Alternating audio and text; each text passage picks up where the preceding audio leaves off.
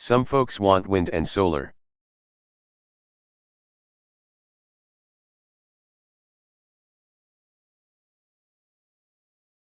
Others want nuclear, clean coal and natural gas.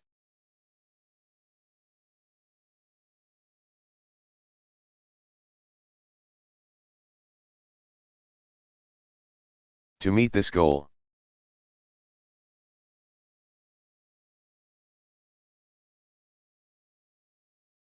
we will need them all, and I urge Democrats and Republicans to work together to make it happen.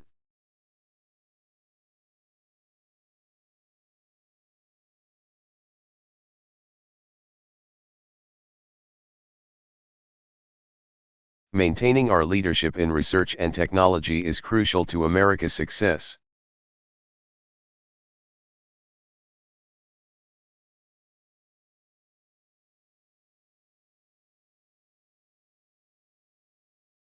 But if we want to win the future, if we want innovation to produce jobs in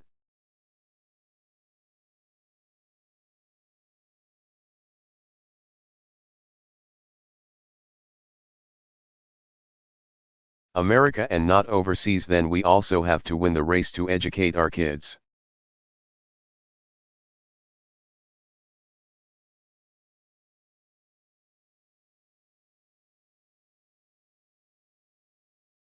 Think about it.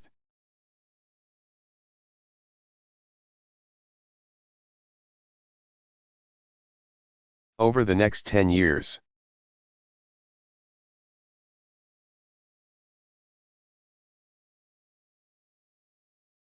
nearly half of all new jobs will require education that goes beyond a high school education.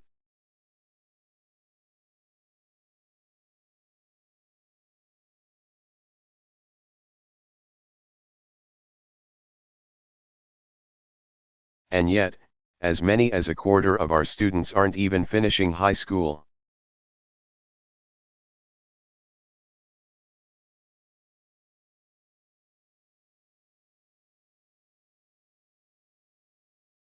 The quality of our math and science education lags behind many other nations.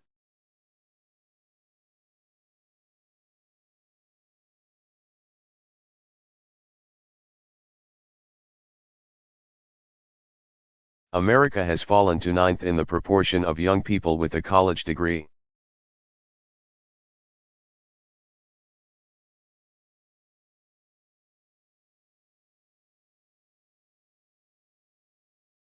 And so the question is whether all of us as citizens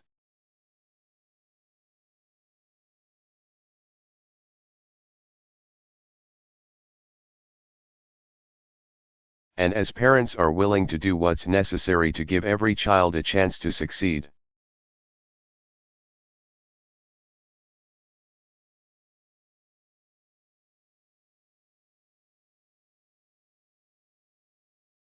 That responsibility begins not in our classrooms, but in our homes and communities.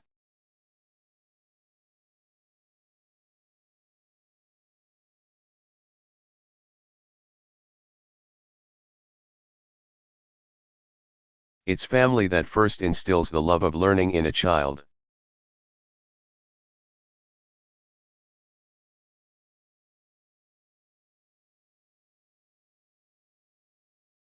Only parents can make sure the TV is turned off and homework gets done.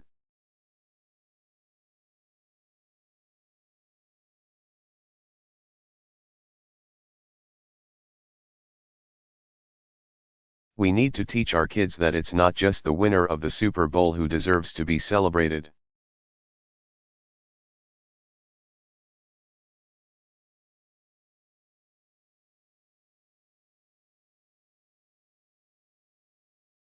But the winner of the science fair.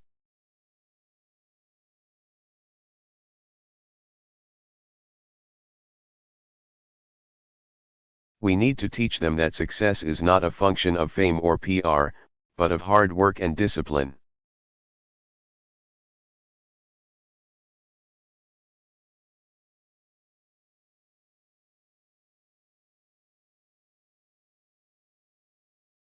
Our schools share this responsibility.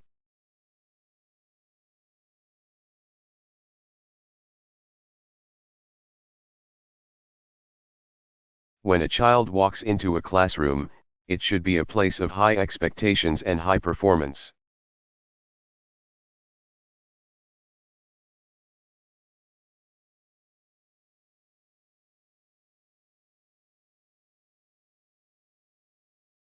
But too many schools don't meet this test. That's why instead of just pouring money into a system that's not working,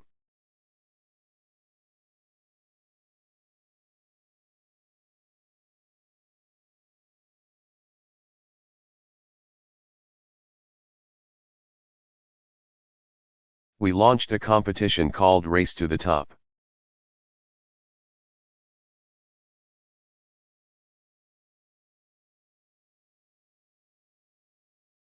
To all 50 states, we said, if you show us the most innovative plans to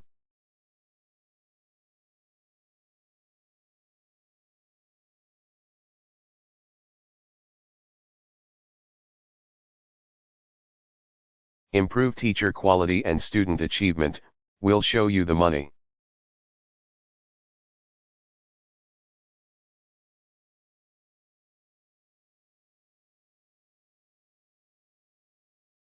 Race to the Top is the most meaningful reform of our public schools in a generation.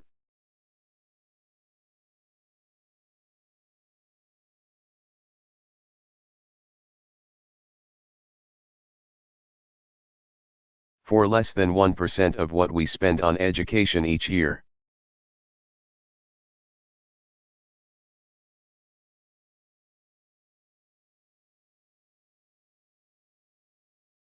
It has led over 40 states to raise their standards for teaching and learning.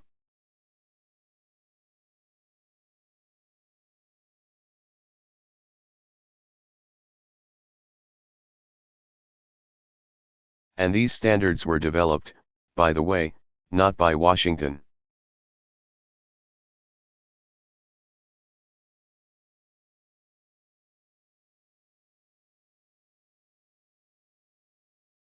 But by Republican and Democratic governors throughout the country.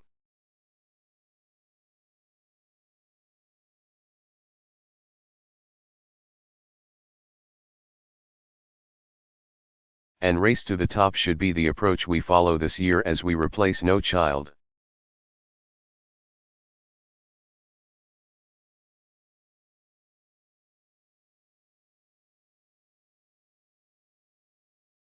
Left behind with a law that's more flexible and focused on what's best for our kids.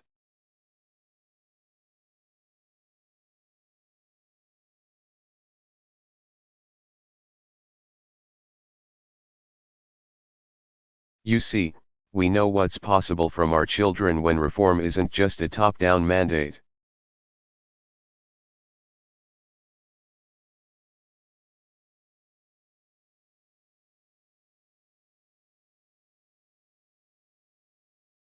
But the work of local teachers and principals, school boards, and communities.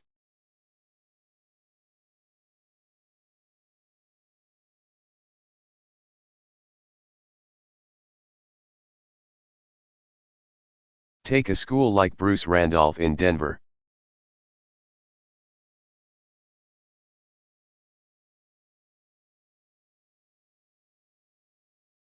Three years ago, it was rated one of the worst schools in Colorado, located on turf between two rival gangs.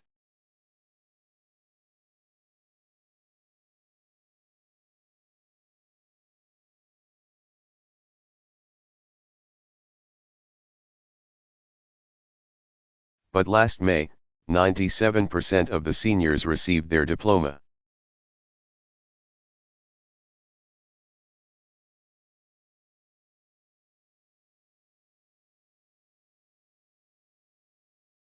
Most will be the first in their families to go to college.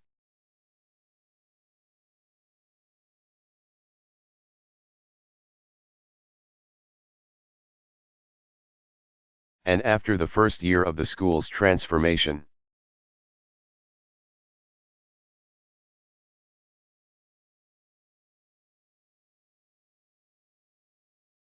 the principal who made it possible wiped away tears when a student said, "Thank you, MS."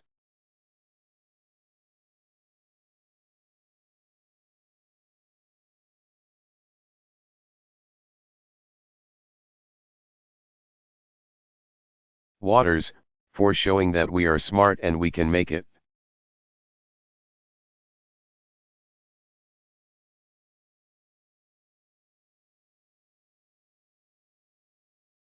That's what good schools can do, and we want good schools all across the country.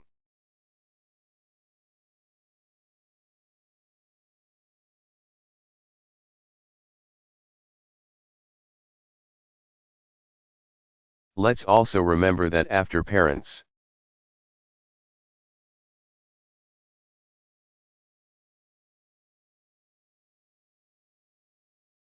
the biggest impact on a child's success comes from the man or woman at the front of the classroom.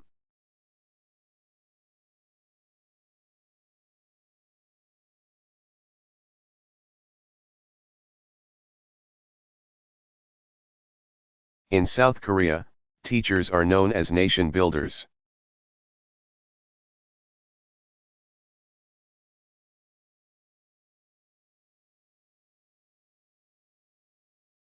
Here in America, it's time we treated the people who educate our children with the same level of respect.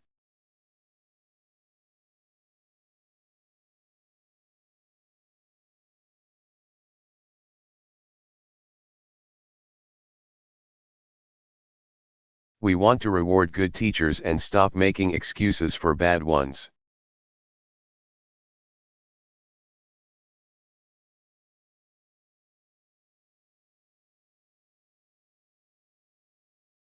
And over the next 10 years, with so many baby boomers retiring from our classrooms,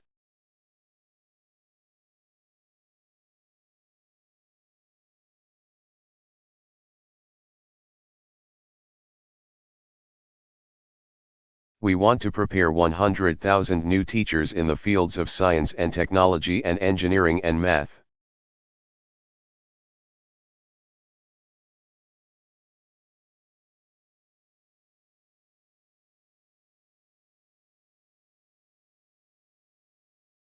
In fact, to every young person listening tonight who's contemplating their career choice,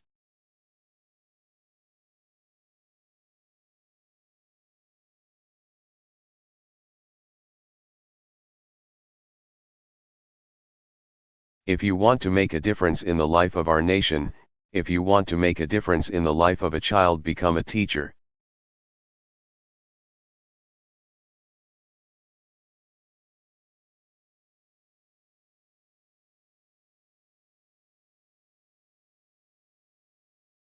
Your country needs you.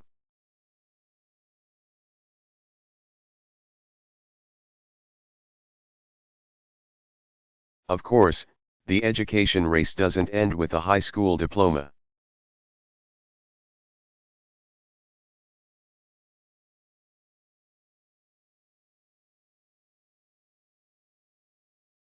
To compete, higher education must be within the reach of every American.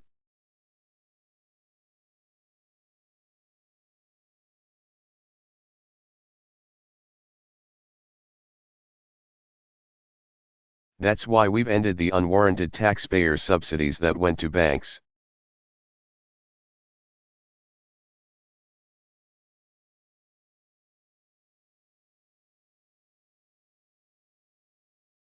And used the savings to make college affordable for millions of students.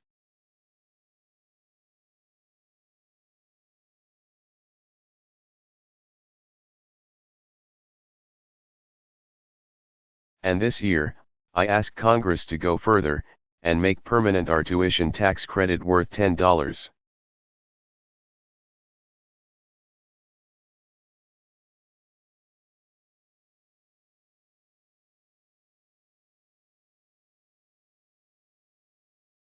$000 for 4 years of college. It's the right thing to do.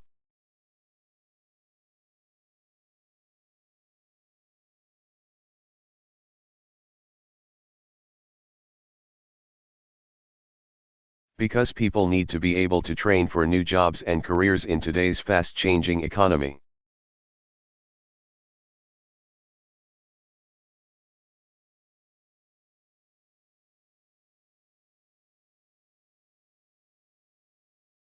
We're also revitalizing America's community colleges.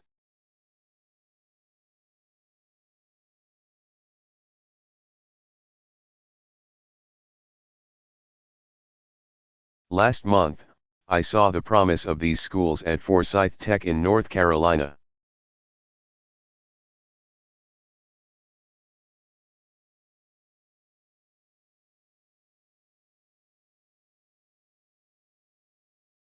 Many of the students there used to work in the surrounding factories that have since left town.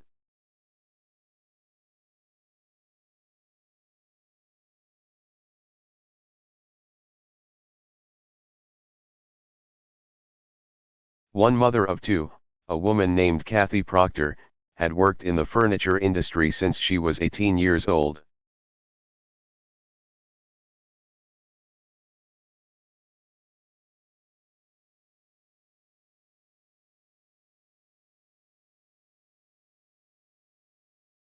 And she told me she's earning her degree in biotechnology now, at 55 years old.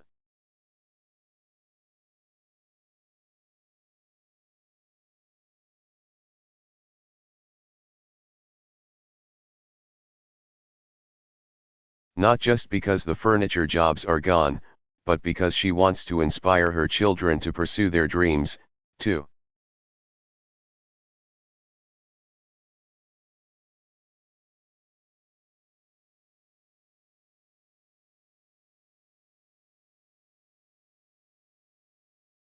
As Kathy said, I hope it tells them to never give up.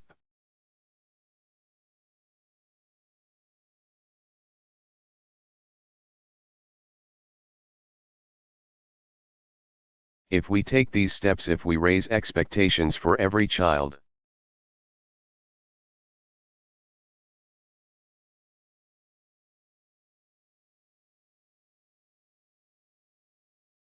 and give them the best possible chance at an education, from the day they are born until the last job they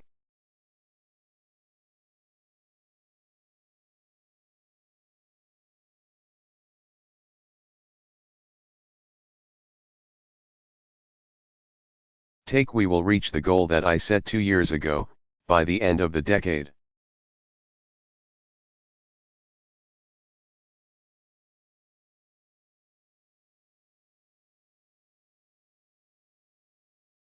America will once again have the highest proportion of college graduates in the world.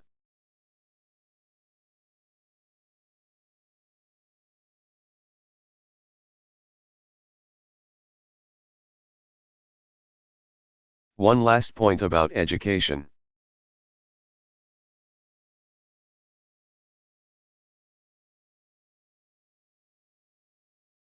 Today, there are hundreds of thousands of students excelling in our schools who are not American citizens.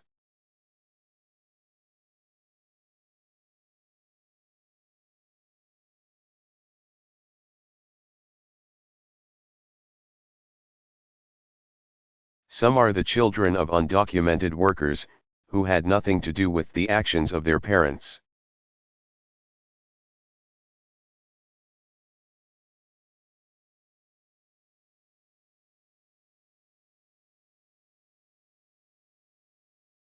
They grew up as Americans and pledge allegiance to our flag.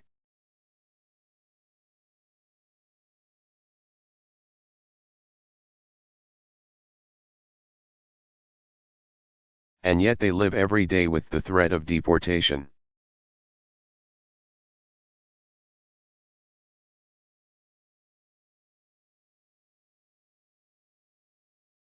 Others come here from abroad to study in our colleges and universities.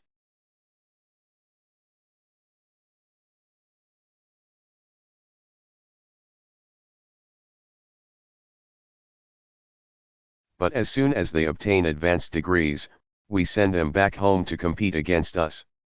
It makes no sense.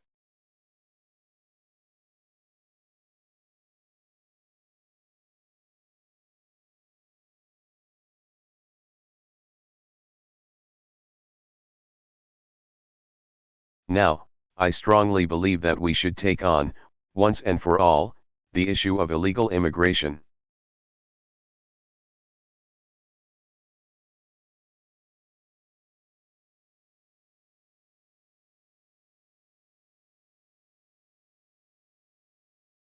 and I am prepared to work with Republicans and Democrats to protect our borders.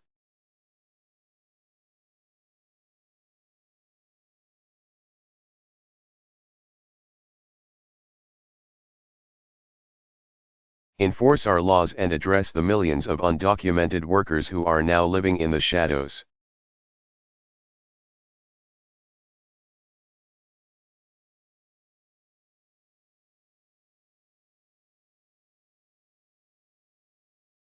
I know that debate will be difficult. I know it will take time. But tonight, let's agree to make that effort.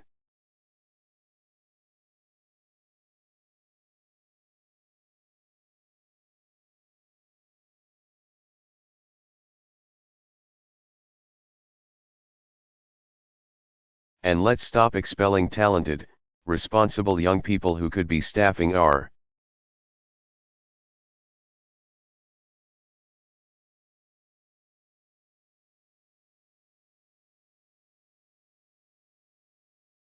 research labs or starting a new business, who could be further enriching this nation.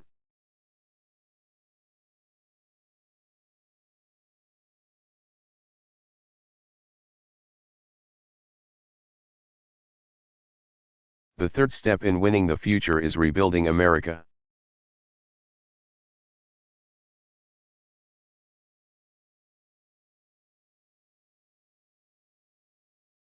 To attract new businesses to our shores, we need the fastest, most reliable ways to move people.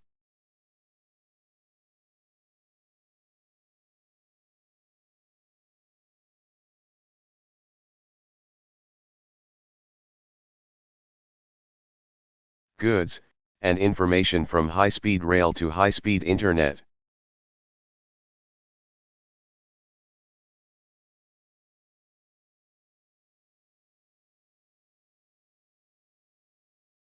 Our infrastructure used to be the best, but our lead has slipped.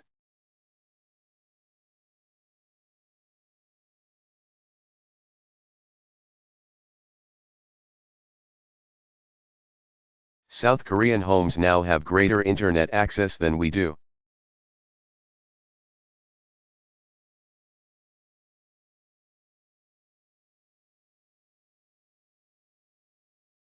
Countries in Europe and Russia invest more in their roads and railways than we do.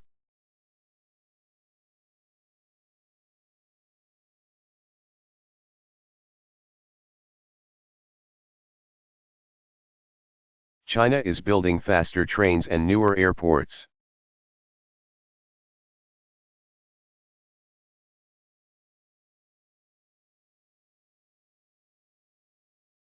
Meanwhile, when our own engineers graded our nation's infrastructure, they gave us a D.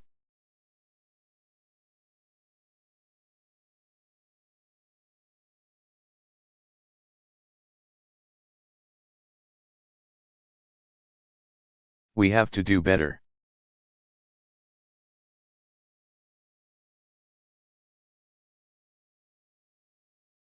America is the nation that built the Transcontinental Railroad.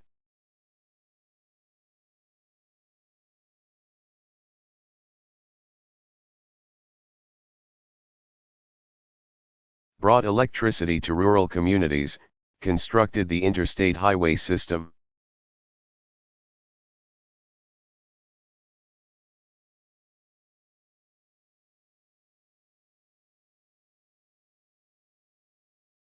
The jobs created by these projects didn't just come from laying down track or pavement.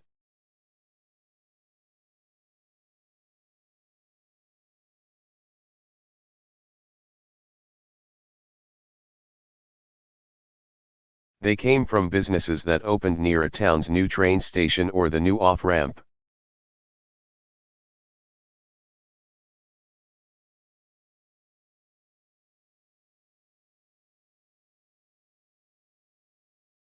So over the last 2 years, we've begun rebuilding for the 21st century.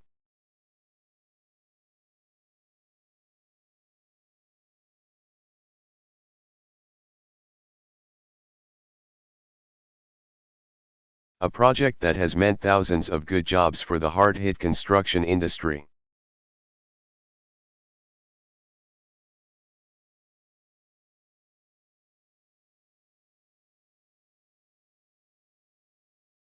And tonight, I'm proposing that we redouble those efforts.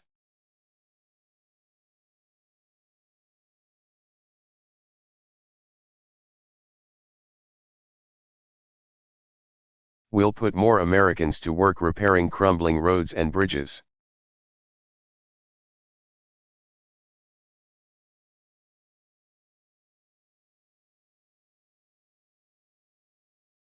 We'll make sure this is fully paid for, attract private investment.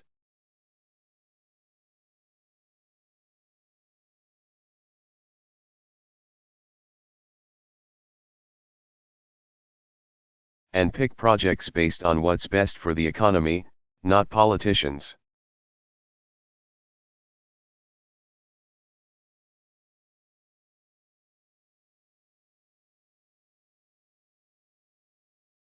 Within 25 years, our goal is to give 80% of Americans access to high-speed rail.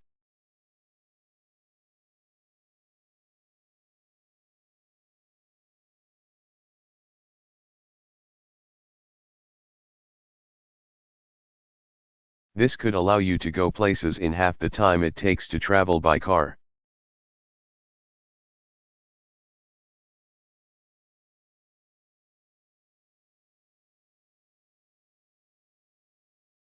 For some trips, it will be faster than flying without the pat-down.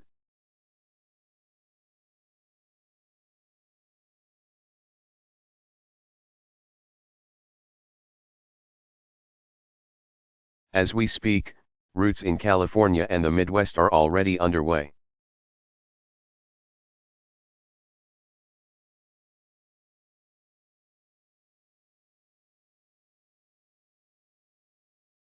Within the next 5 years, we'll make it possible for businesses to deploy the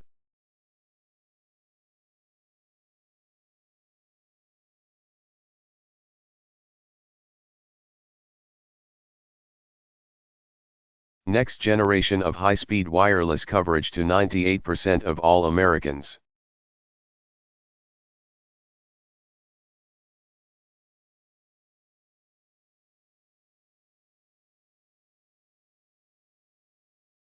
This isn't about faster internet or fewer dropped calls.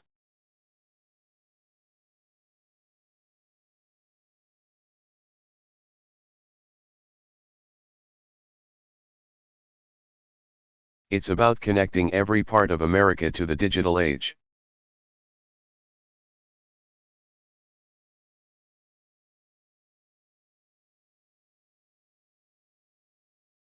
It's about a rural community in Iowa or Alabama where farmers and small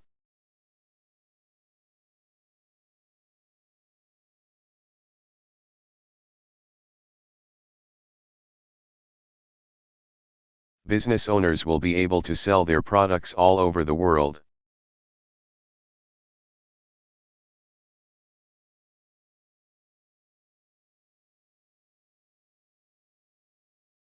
It's about a firefighter who can download the design of a burning building onto a handheld device.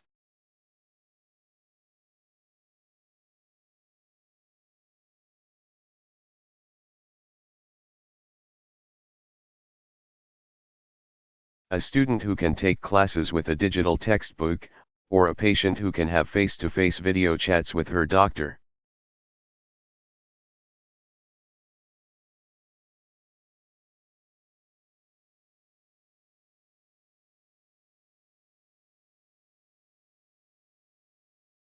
All these investments in innovation, education,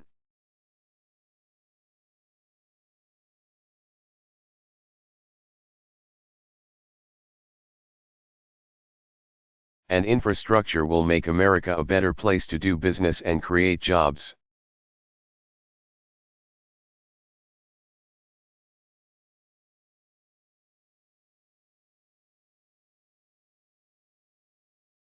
But to help our companies compete, we also have to knock down barriers that stand in the way of their success.